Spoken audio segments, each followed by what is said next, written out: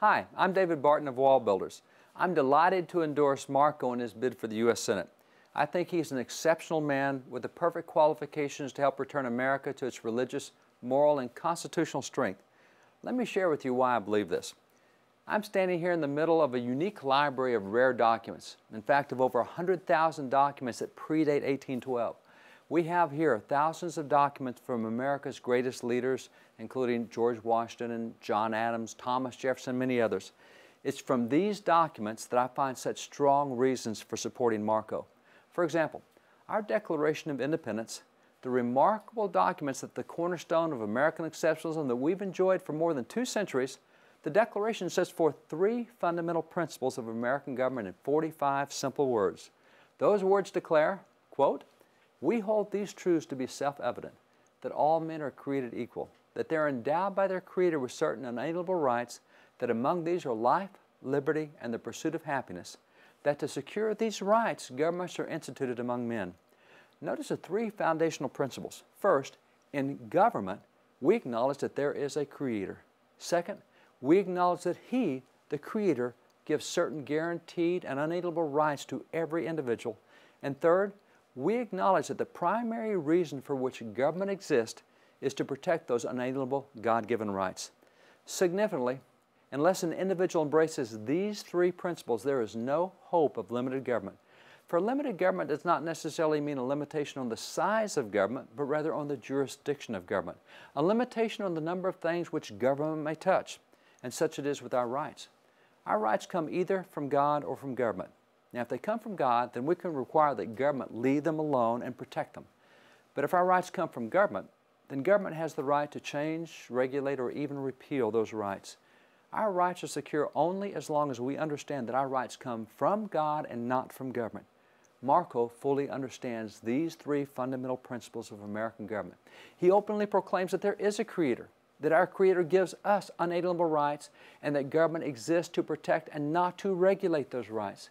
Significantly, the Declaration of Independence also identified the first 3 specific inalienable rights, and 11 years later the Bill of Rights listed a number of our other God-given rights, including our First Amendment right to worship God according to the dictates of conscience, whether in public or in private, the Second Amendment right of biblical self-defense, that is the right to keep and bear arms, the Third Amendment right regarding the sanctity of the home, and the Fifth Amendment right regarding the protection of private property, and many other rights.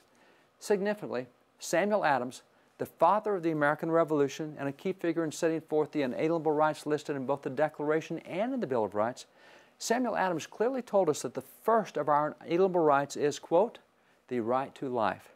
He understood that if someone does not protect that first right, then they won't protect the second or the third or any of our other unalienable rights.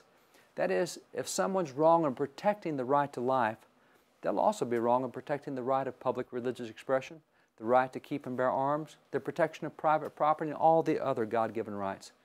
This is another reason why I support Marco. He is strong on the first of our unalienable rights, the right to life. And not surprisingly, he's also right on the protection of our other unalienable rights, including our First Amendment rights, our Second Amendment rights, and all the rest. In fact, you'll find that those who are right on these constitutional social issues are also right on the economic issues as well. They understand that money is the people's and not the government's, and that to waste and spend the money and take it from the citizens violates the people's God-given property rights. That is, it violates our right of being able to earn and keep more of our own money, which are the fruits of our own hard work. Finally, Marco understands what it takes to have good government. And according to Thomas Jefferson, there are 5 elements of good government.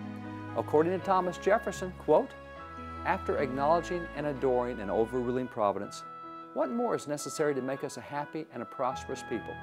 Still one thing more, fellow citizens, a wise and a frugal government which shall restrain men from injuring one another, which shall leave them otherwise free to regulate their own pursuits of industry and improvement, and which shall not take from the mouth of labor the bread it has earned. This is the sum of good government," end quote. Notice those 5 things. First, acknowledge God, for without that, none of our rights are secure. Second, have a wise and a frugal government. Have a government that reduces spending and avoids debt. Third, keep individuals from injuring each other. That is, regulate the bad guys, not the good guys. Fourth, leave people free to regulate their own pursuits of industry and business. That is, encourage entrepreneurship, promote the free market system, and avoid government regulations and entanglements on businesses. And finally, 5, protect the labor and the earnings of citizens. These are Thomas Jefferson's 5 principles of good government, and Marco is fully and wholeheartedly committed to each of these. So, for the reasons I've outlined, the reasons from the Declaration of Independence about limited government, the reasons from Samuel Adams about protecting life as the first of our inalienable rights, and the reasons given by Thomas Jefferson on how to achieve and maintain good government, I fully and enthusiastically endorse Marco Rubio for U.S. Senate. He will not only protect, but he will also advance the principles that have caused America to become the exceptional nation that she is. God bless.